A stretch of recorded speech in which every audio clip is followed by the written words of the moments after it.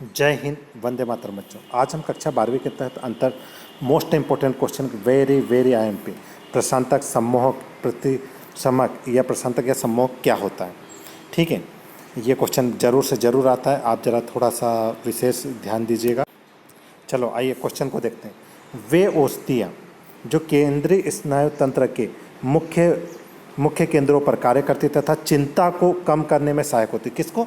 चिंता। और सबसे बड़ी चिंता ही रहती है, बच्चों को भी, सभी को चिंता ही रहती, करने में सहायक होती। ये नींद लाने वाली गोलियों के अवयव होते। इनका उपयोग प्राय बिना उचित कारण के किया जाता है। इन औषधियों का अधिक सेवन से इनकी आदत पड़ जाती, इसलिए इनको किसी चिकित्सक डॉक्टर की सलाह के बिना नहीं लेना चाहिए। इनमें से कुछ गोलियों के नाम हैं, जैसे ल्यूमिनेल, सेकोनाल, वाल्ब्यूटिक अम्ल के व्युत्पन्न, एल्वेक्निक औषधियाँ।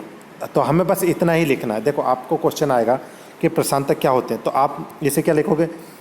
वे औषधियाँ जो केंद्रीय स्नायु तंत्र के मुख्य केंद्रों पर कार्य करती तथा चिंता को कम करने में सहायक होती है।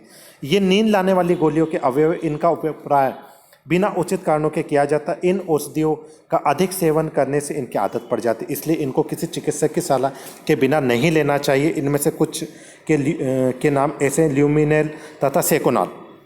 ठीक है, तो ये इतना आप सभी को याद। अगला टॉपिक है हमारा प्रतिसमक। क्या अगला टॉपिक? प्रतिसमक। प्रतिसमक भी ये केंद्रीय स्नायु तंत्र का कार्य करते हैं। इन्हें लेने से मनुष्य स्वस्थ रहता है। क्या रहता है? तथा इनमें आत्मविश्वास की भावना जागृत होती है। और ये उदास मनोदशा में मनुष्य की कार्य क्षमता को बढ़ाने तथा उनकी मनोदशा को उत्पादक कहते हैं। इनको सभी प्रकार की पेप गोलियों में डाला जाता है। इन्हें उचित सलाह के बिना नहीं लेना चाहिए। किसे? उचित डॉक्टर के उचित। ठीक है, ट्राइकोनिल ऐसी एक दवा है मनोदशा का औषधियों में, ये यहाँ पे एफेटिम समूह के द्वारा भी उत्पन्न होता है।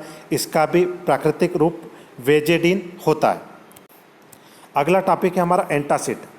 ये रासायनिक पदार्थ जो अमाशय में उत्पन्न अम्ल की अधिकता को कम या उदासीन कर देते हैं।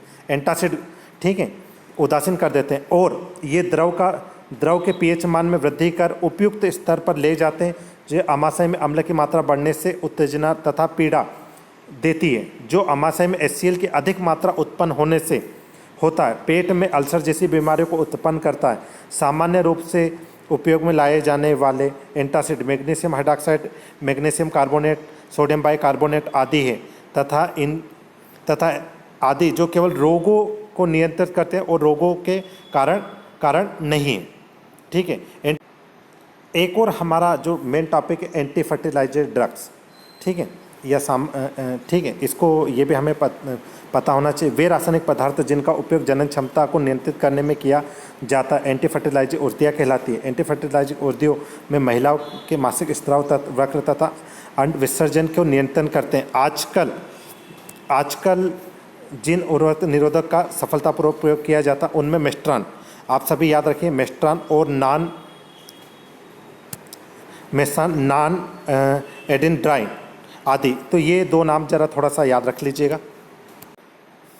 एक क्वेश्चन और आता है जवरनाशी। ठीक है, शरीर के ताप अधिक हो जाने पर लिए जाने वाले रसायन जवरनाशक कहलाते हैं। ये शरीर के केंद्रीय संवहन तंत्र पर प्रभाव डालते हैं, जैसे पैरासीटामॉल। कुछ रासायनिक जवरनाशक और दर्दनाशक दोनों का कार्य करते हैं, जैसे एस्प्रिन, पैरासीटामॉल, एनाल्जिन। इनके सेवन अक्सर पसीना निकालते हैं। प्रमुख जवरनाशक के औषधियों के कुछ संरचना सूत्र, ये कुछ यहाँ पर संरचना सूत्र दे रखे हैं, आप सभी नोट कर लीजिएगा।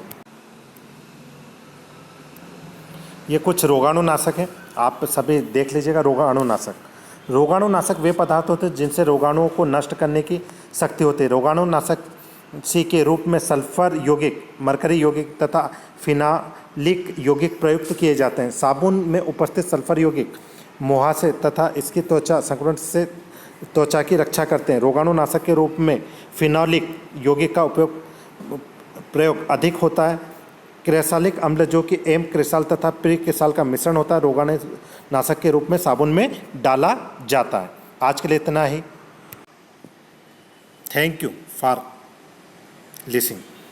ठीक है, जय हिंद, जय भारत।